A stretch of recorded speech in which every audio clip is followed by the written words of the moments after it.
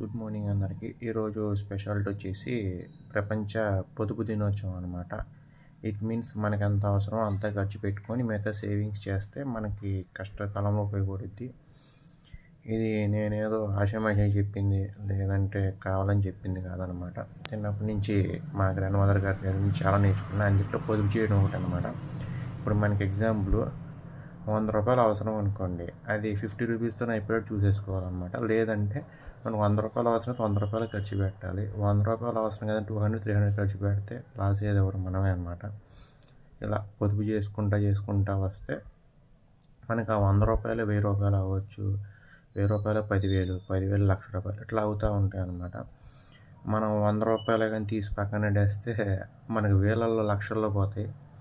అది ఎందుకంటే ఒకసారి మనం అశ్రద్ధగా ఉన్నామంటే ₹100 కదా అని అంటే ఎన్ని వందలు పోతే మనకి 1000 లక్షల్లో పోతాయని మేము లెక్కేసుకోవాలన్నమాట. దిస్ ఈజ్ కాల్డ్ పొదుపు మంత్రం అని అంటాను నేనైతే. ఇప్పుడు చిన్నప్పుడు మా అమ్మమ్మ గారు ఏం చేసేదంటే ఒక ఎగ్జాంపుల్ చెప్తాను మీకు. ఆవిడ దగ్గర ₹1,00,000 ఉన్నాయి అనుకోండి, 25,000 ఉన్నాయని చెప్తుంది. 25,000 మీన్స్ మిగతా వాళ్ళకి రాయలసీమ వాళ్ళకి లేదంటే మిగతా వాళ్ళకి అర్థం కాకపోవచ్చు, 25,000 అని చెప్పొచ్చు అనమాట. ఎక్కువ మా కోస్తా ఏరియాలో 25 అంటారు, 25. సో అలా చెప్పాను.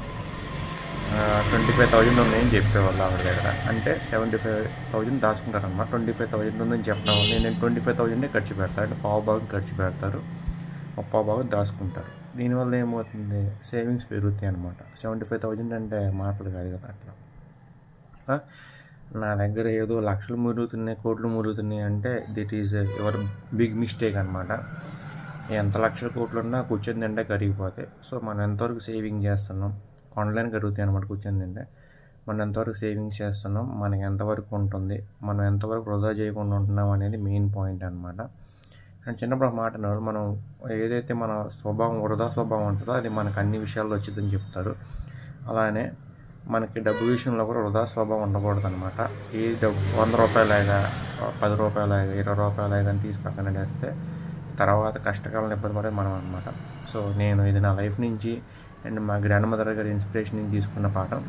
మీకు ఎవరైనా ఇబ్బంది అనిపిస్తే సారీ. సో పొదుపుగా ఉండండి, పొదుపు చేయండి, పొదుపులో అభివృద్ధి చెందండి. అండ్ మీ సేవింగ్స్ మీ ఫ్యూచర్కి ఉపయోగపడతాయి అనమాట. సో అర్థమైంది అనుకుంటున్నాను అందరికీ.